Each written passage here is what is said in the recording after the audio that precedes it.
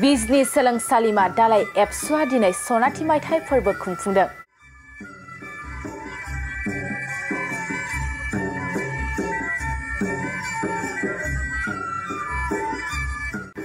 थांनाय 1974 मायथाइयाव गायसनजानाय बिजनि सोलोंसालिमा दालाय एबसुआ दिनैसिम 50 बोसोर आबुं जाबाय आरो बेनिनो दिनै बिजनि सोलोंसालिमा दालाय एबसुआ 50 बोसोर एबा सनाथि मायथाइ फोरबोखौ सानसेनि मेहेरगोनां हाबाफारिजों खुंफुंदों।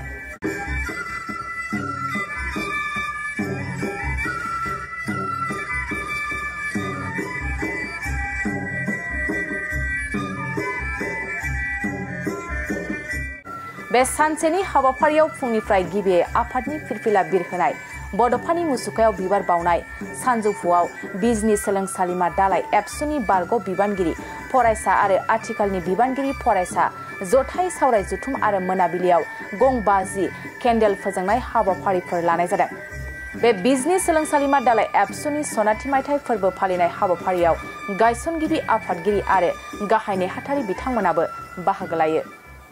माने एबसुनि जितु आनसलिक कमिटि, बे आनसलिक कमिटिया मोनसे परामर्श होनाय बायदि जादों जे बिजनि कलेज बेवहायबो मोनसे बर' स्टुडेन्ट इउनियन बा बर' स्टुडेन्ट आफाद दानानै माने आनसलिकखौ मदद खालामनायनि मोनसे थांखि हिसाबै बे प्रयजनियता फैदोंमोन आरोखि।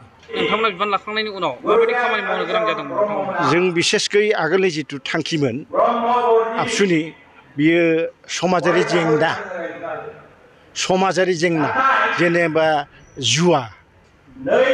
जुमाय बा बेबायदिनो गावनि हारिमाखौ एसे एंगारनाय बायदि खालामनानै गुबुन हारिनि जितु संस्कृति, बे संस्कृतिजों माने माबा जाहैनाय आरोखि, माने मा होनो बेखौ एसिमिलेसन जानो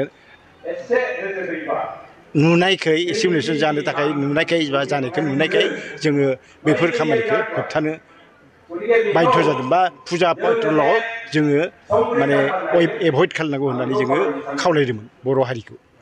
बै समाव बारा गैया, 86ल' फरायसा दंमोन। सिगांनि जे नोंथांमोननि जे थासारि आरो आथिखालनि जे फरायसाफोरनि थासारि, बे सोलोंसालियाव माबायदि होननानै नोंथाङा फोरमायगोन? सिगांनि थासारियाथ' जोंनि गेजेराव जेनिखि खौसेथि, बे खौसेथिया दंमोन। दाबो आं नुदों दानि जेनिखि आथिखालनि थासारि, बेयो खौसेथिया हयथ' बै समनिख्रुइ साबसिन होननानै आं बुंनो हायो।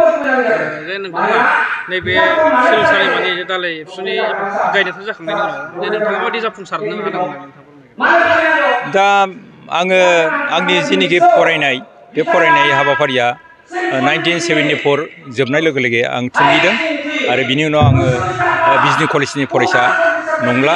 बे हिसाबै आङो उननि जेनिखि फरायसाफोरनि थासारि, बिनि सोमोन्दै आं बुंनो हाला। दा आङो जिहेतु आंनि फरायनाया बे 74आवनो जोब्बाय, बे हिसाबै न'खरनि जेनिखि अबस्था, थासारि, बे थासारिया मोजां नङा। बे हिसाबैनो आङो बै समाव साख्रिनि मोनसे एडभार्टाइज ओंखारदोंमोन, गुदि फरायसालियाव फोरोंगिरिनि पस्ट। बे फोरोंगिरिनि खामानिखौनो आङो मावनो थाखाय आगान सुरदों। जे खायसे सुबुंफोरा बुंनो नागिरो जे सोलोंसालिमायाव जे बिबान लायोबा फरायनाय फारसे थालांनो नागिरो, जे बेयाव माबायदि ओंथि दं होननानै?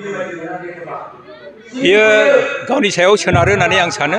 माने हयथ' अबस्थाफ्रा अनेकनिया अनेक, सोरबा मोजां थायो, सोरबा गाज्रि थायो।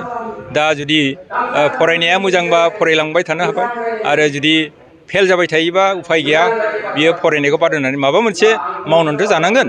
बे हिसाबैनो आंबो बेबायदिनो फरायनायखौ जाल्लाब दोननानै आङो साख्रि फारसे आगान सुरो।